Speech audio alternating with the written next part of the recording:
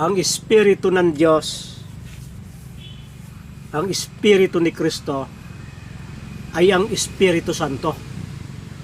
Yun ay iisa. Bukod-bukod lang yung tawag. Espiritu ng Diyos, Espiritu ni Kristo, Espiritu Santo. Yun yung banal na Espiritu. Iisa yan. Sa Mateo 10:20, pag-uusigin na raw, ay itong sabi ni Kristo, sapagkat hindi kayo ang magsasalita, kundi ang Espiritu ng inyong Ama ang magsasalita sa pamamagitan ninyo. Yung Espiritu ng Ama ay magsasalita. Siya ay isang persona na magsasalita. At kung sino itong Espiritu ng Ama, niliwanag sa Marcos 12:12, sapagkat ang Espiritu Santo ang magtuturo sa inyo sa oras ding iyon kung ano ang dapat ninyong sabihin. Kaya yung Espiritu ng Ama at yung Espiritu ni Kristo, iisa yon. Yun yung Espiritu Santo. Atin tingnan itong Mateo 3:16. Nang mabautisman si Jesus, kaagad siyang umahon sa tubig, at nabuksan sa kanya ang kalangitan, at nakita niya ang Espiritu ng Diyos na bumababan tulad sa isang kalapate. At sa Lucas 3:22, at bumababa sa kanyang Espiritu Santo na may anyong katawan tulad ng kalapate. Kaya yung Espiritu ng Diyos, ayun yung Espiritu Santo.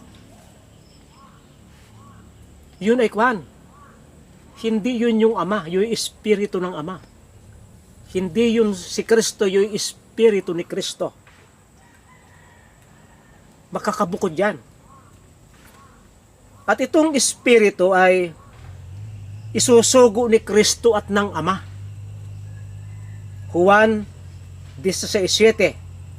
Gayon may sinasabi ko sa inyo ang katotohanan, nakabubuti sa inyo na ako'y umalis, sapagkat kung hindi ako aalis, ang mga aliw ay hindi darating sa inyo. Ngunit kung ako'y umalis, siya'y susuguin ko sa inyo. Malinaw na pag umalis daw si Kristo, sa kaalaman darating itong mga aliw, yung kanyang kahalili.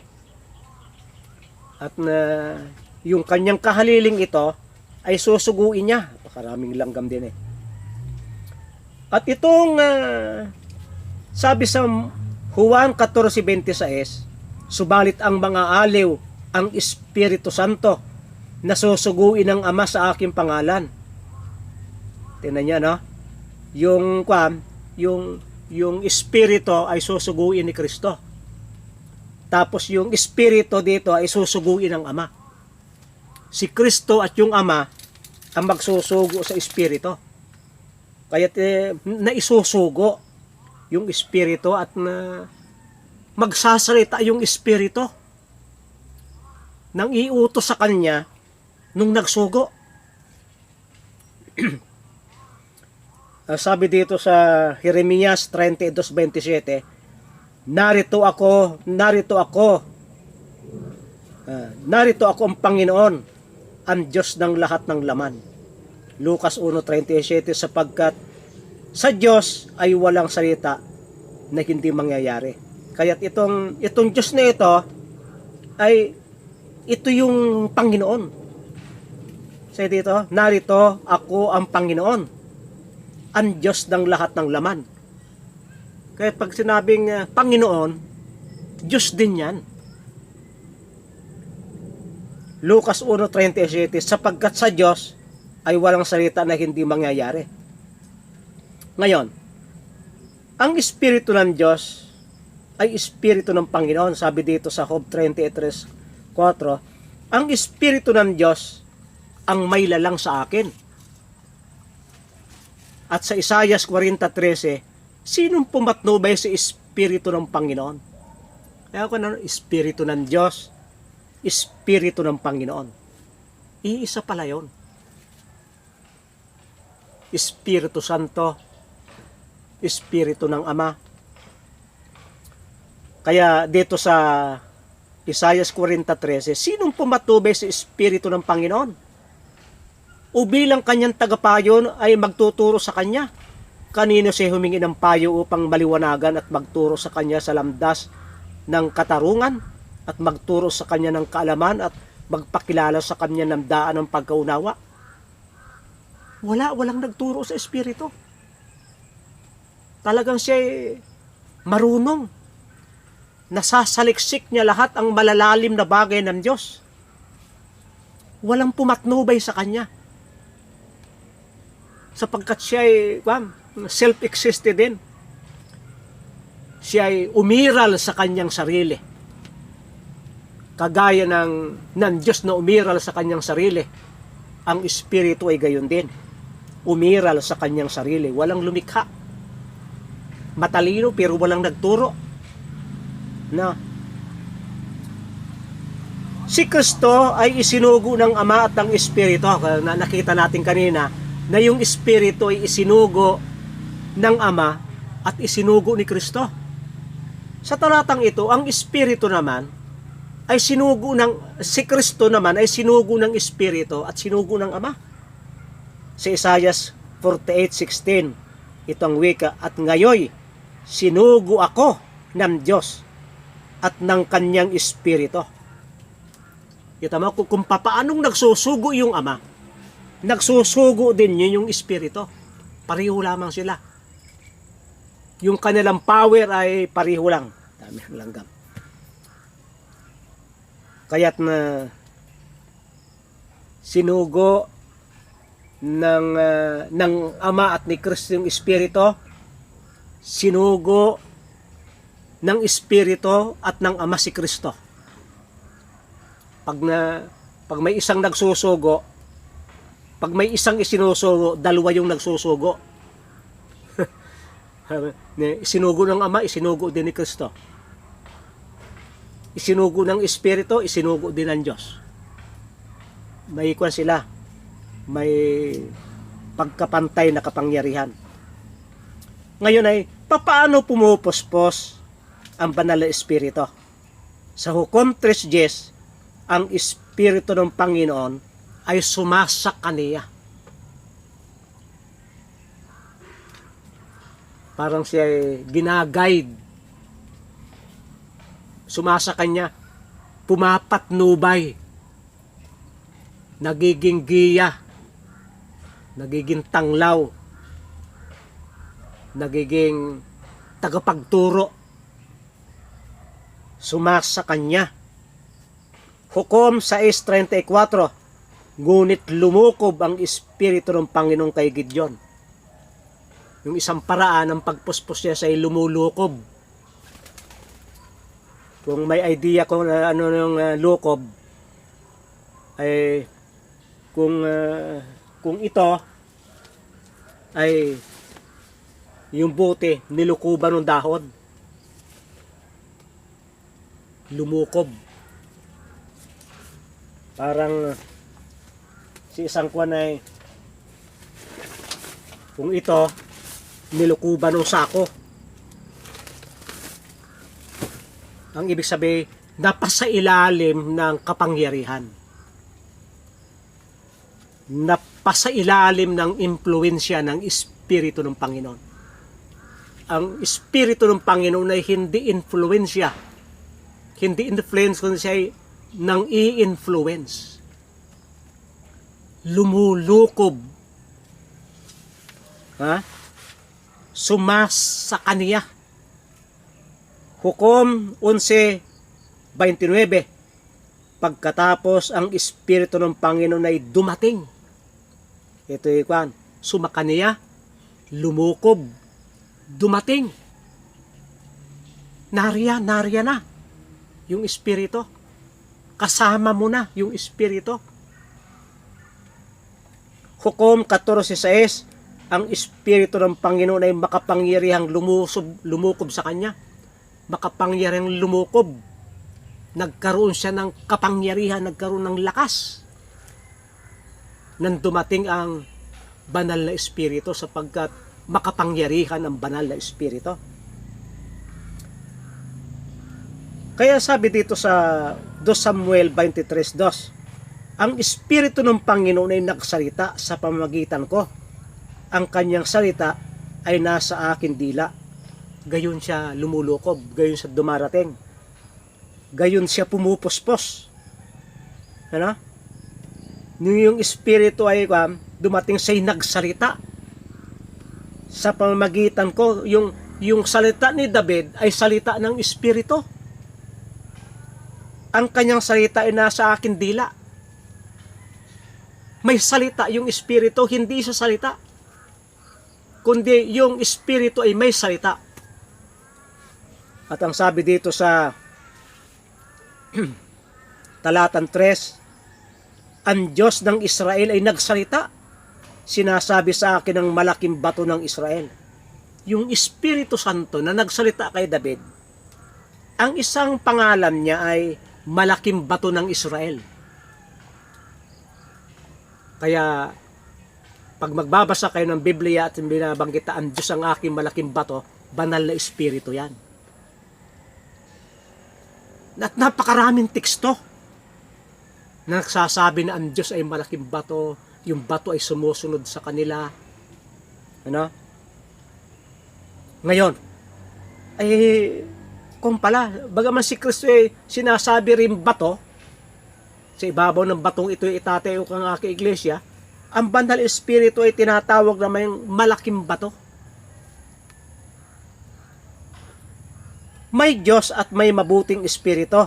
Awit 143. Turuan mo akong gawin ang iyong kalooban, sapagkat ang akin Diyos ay ikaw. Akayin nawa ako ng iyong mabuting espiritu sa landas na pantay.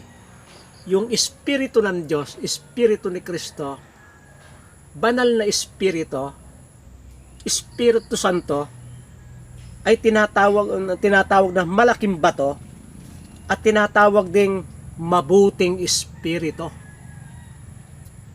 Kung paanong ang ama ay maraming pamagat, ang anak ay maraming pamagat, ang banal na espiritu ay marami rin pamagat, sapagkat sila ay pari-parihong makapangyarihang gumagawa.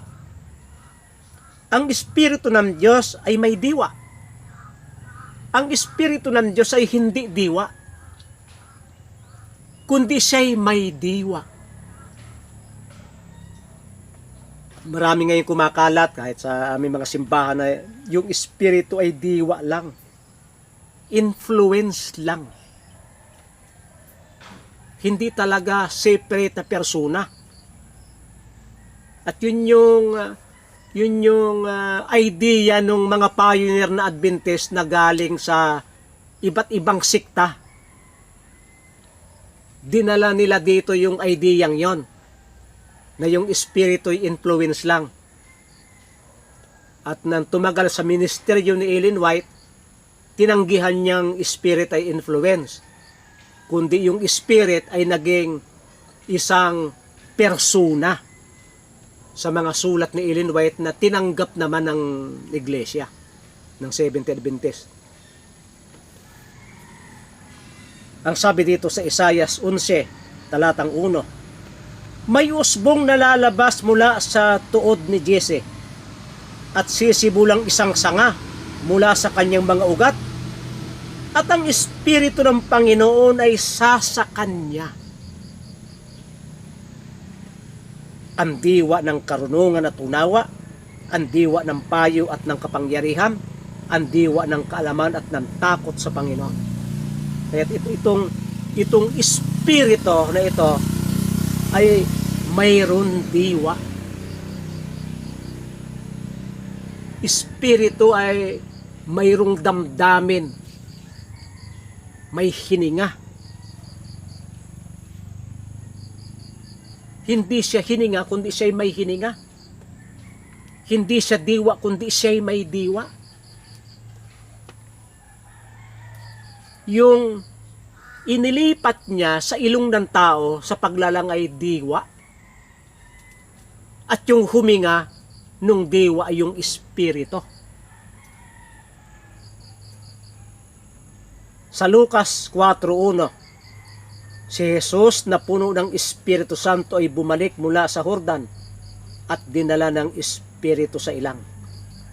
Nilukuban na ng Espiritu.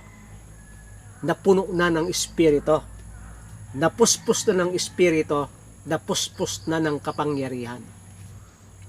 Pumupuspos yung Espiritu.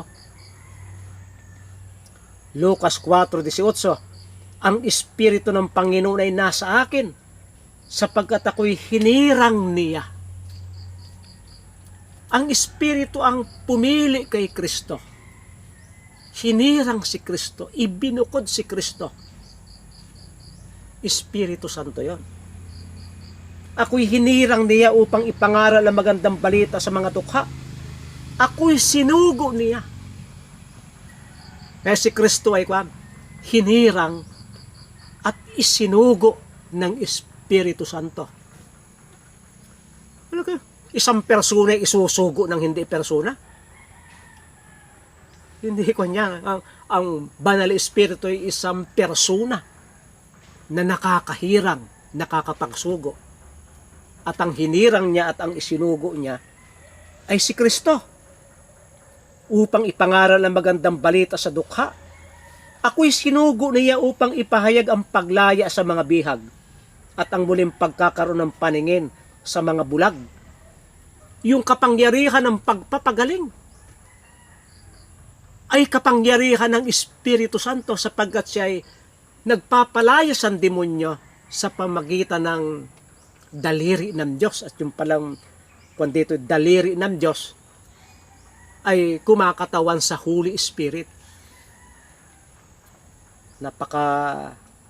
Napakaganda, no? At ang muling pagkakaroon ng paningin sa mga bulag upang palayain ang mga naaapi, upang ipahayag ang taon ng biyaya mula sa Panginoon. At napakalinaw nito na talagang yung Espiritu Santo ay separate na kapangyarihan na siya ay mayroon diwa. Siya ay Panginoon ng mga diwa at siya ay pumapatnubay, siya ay pumupuspos. Isinugo niya si Kristo, ibinukod niya si Kristo, hinirang niya si Kristo upang ipangaral ang mabubuting balita. Siya ay persona na nakakahirang, nakakapagsugo. Hindi biro-biro ang kanyang kapangyarihan sapagkat si Kristo kahit siya'y Diyos ay naisusugo ng Espiritu Santo. Kung paano naisusugo ng Ama, si Kristo ay isinugo din ng banal na Espiritu, si Kristo. Kahit malinaw dito sa ating pinag-aralan na ang banal na Espiritu, yung Espiritu ng Diyos, Espiritu ni Kristo, mabuting Espiritu, ayan yung banal na Espiritu, ya iisa. Iba't iba lamang ang tawag sapagkat na bagaman marami anyang mga kaloob, dapat iisang Espiritu ang pinagmumula ng mga bagay na yan. Malinaw ng banal Espiritu ay persona, ang banal na Espiritu ay Diyos. Wala tayong mababasa ng Espiritu Santo ay tao, ni ang Espiritu Santo ay hindi Diyos. Wala tayong mababasang ganyan. Pero siya ay kabilang doon sa tatlo, bautismo sa pangalan ng Ama, ng Anak at ng Espiritu Santo. Siya ay may lalang din, tinatawag din Panginoon. Makapangyarihan din, tinatawag din Diyos. Maraming salamat sa inyong pagsubaybay dito sa ating Godhead Trinity channel ni Pastor Vito.